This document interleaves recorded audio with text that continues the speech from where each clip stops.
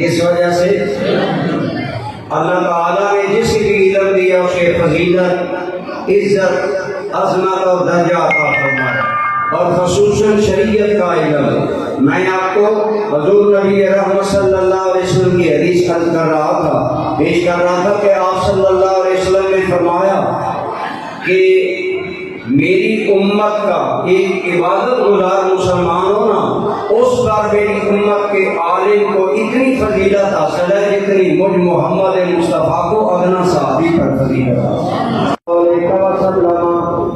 مرد ہر وقت آپ کے پاس ہوتے ہیں، آپ انہیں تعلیمات دیتے، یا رسول اللہ ہماری عورتوں کے لیے بھی وقت نکالیں، پھر حضور نے باقاعدہ وقت عطا فرمایا۔ اور عموماً خاص ٹائم میں سرکار کے گھر میں عورتیں جمع ہوگی اور سرکار انہیں مسائل بتاتی۔ آپ جانتے ہیں اسلام میں بیک وقت ایک مرد کو زیادہ سے زیادہ 4 شادیاں کرنے کی اجازت، لیکن اللہ تعالیٰ نے اپنے حبیب پاک کو زیادہ شادیاں کرنے کی اجازت دی۔ ایک وقت میں سرکار کے حرم پاک میں 9 ازواج مطہرات موجود۔ سرکار کی بیویاں ایمان والوں کی ہماری مائیں ہیں۔ حضور کو زیادہ شادیوں کی اللہ نے اجازت اس لیے دی کہ عورتوں والے مسائل حضور اپنی بیویوں کو تفصیل سے بتائیں گے، اور پھر حضور کی بیویاں ساری امت کی عورتوں کو مسائل شریعت سکھائیں گے۔ خود مجھے پیر صاحب قبلہ نے ایک مرتبہ فرمایا کہ میں اللہ تعالیٰ سے ڈرتا ہوں کہ کل امت کی بچیاں اللہ کی بارگاہ میں شکایت نہ لگائیں کہ یا اللہ کرم شاہ صاحب نے بچوں کے لیے ادارے بنائے تھے، ہمارے لیے ادارے نہیں۔ آج سینکڑوں ادارے بچیوں کے حضرت صاحب قبلہ کی دنیا میں کام کر رہے ہیں، اندرون ملک بیرون ملک بہت ادارے ہیں۔ آپ سمجھیں، آپ ایک بات فرمایا کرتے تھے، آپ فرماتے تھے ایک مرد اگر نیک بن جائے تو ایک انسان سمجھتا ہے، اور اگر ایک عورت سمجھ جائے تو پورا خاندان سمجھتا ہے۔ اگر ماں عالمہ ہوگی، اگر ماں قاریہ ہوگی، اگر ماں شریعت جانتی ہوگی، اس کی گود سے جتنے بچے معاشرے میں جائیں گے وہ سارے دین کی ضروری باتیں جان لیں گے۔ ایک سال کے اندر ماشاءاللہ اتنی خوبصورت عمارت بنائی، اب یہاں علم پڑھایا جائے گا، آپ کی بچیوں کو تعلیم دی جائے گی۔ حضور کی امت میں علم ہو تو کتنا بہتر ہے۔ حضرت سیدہ فاطمہ الزہرا حضرت علی کی بیوی، پتہ ہے نا آپ کو، اور انتہائی حضرت علی اور مائی فاطمہ الزہرا کا آپس میں پیار، لیکن جب سرکار کے وصال کے بعد 6 ماہ بعد سیدہ خاتون جنت طیبہ طاہرہ مائی فاطمہ الزہرا کا وصال ہو گیا، لوگ کہتے ہیں کہ ہم نے کبھی مولا علی کے چہرے پر مسکراہٹ نہیں دیکھی، لیکن ایک دن آپ اپنے گھر میں آئے، دیکھا جس طرح سیدہ فاطمہ الزہرا اپنے گھر میں عورتوں کو قرآن اور دین کی تعلیم دیتی تھی، یوں حضرت زینب حضرت علی کی بیٹی دین کا درس دے رہی ہے۔ حضرت سیدہ زینب کے آج قصے واقعے کربلا میں لوگ بڑے بیان کرتے ہیں، یہ باتیں نہیں بتاتے۔ حضرت سیدہ زینب درس قرآن دے رہی تھی، آپ فرماتے ہیں میرے ابا جان مولا علی اندر آئے، اس دن میرے ابا کے چہرے پر مسکراہٹ آئی۔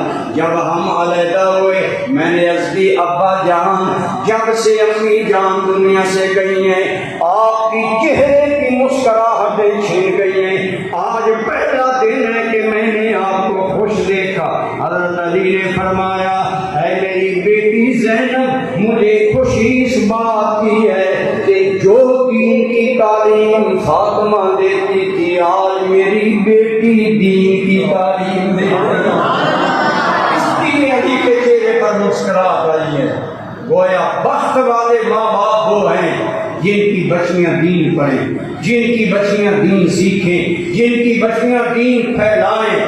آپ دیکھیں مولانا حاجی احمد صاحب پیردادر خان لاہور میں پڑھے، آپ کے پاس آئے، آپ کی برکت سے آپ کے گاؤں میں ایک تبدیلی ہے انشاءاللہ۔ اسی طرح آپ کی بچیاں یہاں پڑھیں گی اور جہاں جائیں گی وہاں اللہ کے دین کا نور جائے گا، روشنی جائے گی، پھیلے گی۔ اس لیے میں تقریر کو کلوز کرتا ہوں۔ جس مقصد سے آپ نے یہ پہلے مالی قربانی دے کر اتنا بڑا ادارہ سال میں بنایا، آج میری اپیل ہے آپ جانی قربانی بھی دیں۔ جانی قربانی کا کیا مطلب ہے کہ آپ اپنی بچیاں ادارے میں داخل کریں۔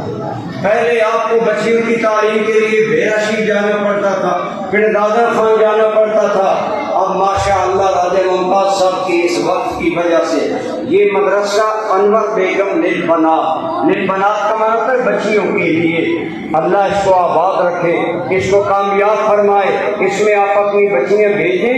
یہ جانی قربانی ہوتی ہے۔ آپ اپنی بچی کو عالمہ قاریہ بنا کر جائیں۔ یاد رکھیں اولاد مرنے کے بعد ماں باپ کو یاد کریں تو اچھا ہے، دعا مانگے، نہ بھی کریں۔ عالمہ اور قاریہ بچی ماں باپ کے لیے دعا نہ بھی کرے تب بھی جب تک وہ دین پڑھاتی رہے گی ماں باپ کو ثواب ملتا ہے۔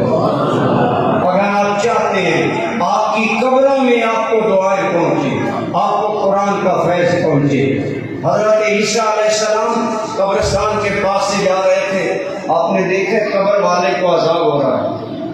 اللہ کے پیغمبر ہماری طرح فضول باتوں میں نہیں ٹائم ضائع کرتے، ہم تو فضول باتوں میں وقت برباد کرتے ہیں۔ فوج یہ کر رہی ہے، عمران یہ کر رہا ہے، نواز شریف یہ کر رہا ہے، اپنا وقت بھی برباد، نیکیاں بھی برباد، الٹا پھیرا بہتان تراشی۔ کتنا خوب ہوتا کہ تو بے مطلب بات کرنے کی بجائے اس پیارے رب کا ذکر اس زبان سے کرتا جس رب نے یہ زبان عطا کی۔ مومن فضول کام نہیں کرتا، اس لیے فضول کاموں کی بجائے نتیجے والے کام کرو۔ ہمارے سنی گیارہویاں بڑی چڑھ کے کرتے ہیں، میلاد پر لاکھوں روپیہ لگاتے ہیں، مزارات بنانے کی باری آئے لاکھوں روپیہ پیر صاحب کے گنبد پر لگا دیں گے۔ خدا را پیروں کے گنبد بھی قائم ہیں تو دین کی برکت سے قائم ہے۔ یہ دین کے گنبد بنائیں، اپنی اولادوں کو دین پڑھائیں۔ اللہ کی قسم جب تک دین باقی رہے گا اللہ کے بندوں کی عزتیں بھی باقی۔ اس لیے آپ پہلے تک جانی خوش قسمت ہیں، یہ مدرسہ بنا، آپ اپنی بچیاں داخل کریں۔ بس میں وہ بات مکمل کرتا ہوں۔ عیسیٰ علیہ السلام نے دیکھا کہ اس آدمی کو عذاب ہو رہا ہے، سوچا اللہ کا بندہ ہے، اللہ عذاب دے رہا ہے، میں نہیں بات کرتا۔ آپ چلے گئے، آپ تھوڑی دیر بعد پھر واپس گزرے نا اسی قبرستان سے، تو دیکھا قبر والے کی قبر میں جنت کی نعمتیں، عذاب نہیں ثواب ہو رہا ہے۔ عرض کہ یا اللہ اب میری رحمت کا معاملہ ہے، میں پوچھ سکتا ہوں یا اللہ اس بندے پر اتنی جلدی کرم کیوں ہوا؟ اللہ تعالیٰ نے جواب دیا، اے میرے پیغمبر عیسیٰ، جب یہ بندہ مرا تو گناہ گار تھا، اسے قبر میں اپنے گناہوں کا عذاب ہو رہا تھا، لیکن یہ وصیت کر کے مرا تھا، اس کی بیوی امید سے تھی، حاملہ تھی، یہ وصیت کر کے مرا، میرا بچہ ہو یا بچی اگر بولنے کے قابل اسے آسمانی کتاب کی تعلیم دینا۔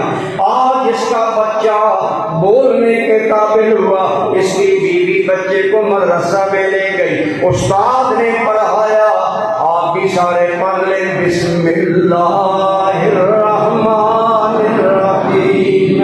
اے میرے عیسیٰ روح اللہ، اس کا بچہ چھوٹا ہے، اس کی گناہوں سے زبان پاک ہے، جب اس نے گناہوں سے پاک زبان سے مجھے رحمان و رحیم پکارا، میں اتنا خوش ہوا کہ اس کی بسم اللہ کے صدقے اس کے باپ کے گناہ معاف فرما دیے۔